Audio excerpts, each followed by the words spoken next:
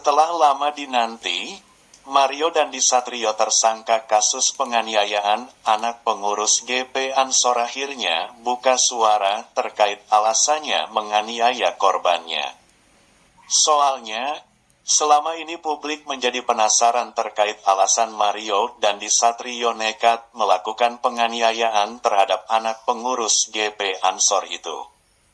Apalagi, Mario Dandi Satrio menganiaya anak pengurus GP Ansor itu secara brutal, sampai-sampai Polres Jakarta Selatan menjadikannya sebagai tersangka kasus penganiayaan itu. Tak dipungkiri, kasus penganiayaan itu sudah menyedot perhatian publik. Bahkan, kasus itu sudah menyebabkan ayah dari Mario Dandi Satrio ikut terdampak. Soalnya, akibat ulah Mario Dandi Satrio, Menteri Keuangan, Sri Mulyani mencopot Rafael Arun Trisambodo selaku ayah dari Mario Dandi Satrio dari jabatannya sebagai pejabat Ditjen Pajak. Tak hanya itu, Rafael Alun Trisambodo pun akhirnya mengundurkan diri dari aparatur sipil negara, ASN. Sudah jatuh tertimpa tangga. Hal itulah yang dialami Mario Dandi Satrio saat ini. Karena ulahnya itu, dia harus mendekam di dalam jeruji besi Polres Jakarta Selatan dan ayahnya pun jadi kehilangan pekerjaan. Walau demikian, Mario Dandi Satrio mengaku sangat menyesal telah menganiaya anak pengurus GP Ansor itu. Terlebih lagi, si korban mengalami luka fisik yang berat. Sampai-sampai, si korban tak sadarkan diri setelah Mario Dandi Satrio menganiayanya secara brutal. Video rekaman diduga ketika Mario Dandi Satrio menganiaya anak pengurus GP Ansor itu pun beredar di media sosial. Dalam video itu terlihat, seorang lelaki diduga Mario Dandi Satrio menghajar korbannya habis-habisan. Padahal, si korban sudah lemas tak berdaya, namun Mario Dandi Satrio tetap saja menghajarnya. Tidak hanya memukul kepalanya berulang kali, saat si korban sudah tak berdaya dengan posisi tubuhnya telungkup di badan jalan, Mario Dandi Satrio pun masih tega menendang kepalanya beberapa kali. Dalam video itu juga terlihat pelaku menantang korban yang sudah tak berdaya dan terkapar di jalanan itu. "Berani lo sama gue, berani nggak sama gue?"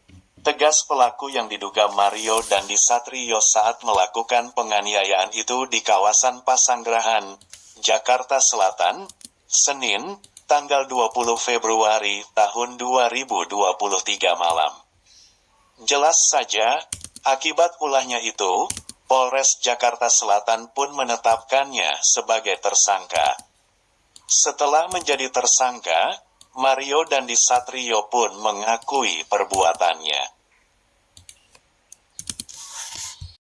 Dia ngaku, menendang perut dan kepala korban, beber Kepala Seksi Humas Polres Jakarta Selatan, AKP Nurma Dewi.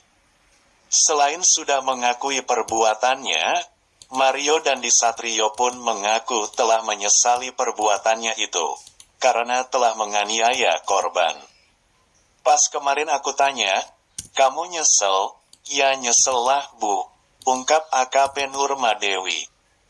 Penasaran dengan alasan Mario Dandi Satrio tega menganiaya anak pengurus GP Ansor itu, AKP Nurma Dewi pun lantas menanyakannya. "Kenapa bisa begitu sih? Saya gituin." Dia bilang, "Ya, begitulah," ujar AKP Nurma Dewi menirukan gaya bicara Mario Dandi Satrio. AKP Nurma Dewi pun tidak menyangka Mario Dandi Satrio menjawabnya dengan santai dan hanya sebatas 2 patah kata saja. "Begitu doang." Raut mukanya juga kelihatan kalau menyesal, papar AKP Nurma Dewi. Diketahui sebelumnya, Polres Jakarta Selatan telah menetapkan temannya Mario Dandi Satrio, berinisial S menjadi tersangka karena telah merekam kejadian penganiayaan itu.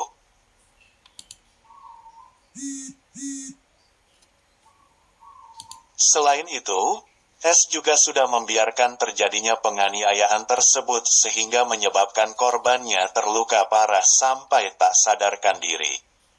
Polres Jakarta Selatan menjerat tersangka S dengan pasal 76C Junto pasal 80 UU nomor 35 tahun 2014 tentang perubahan UU nomor 23 tahun 2022 tentang perlindungan anak.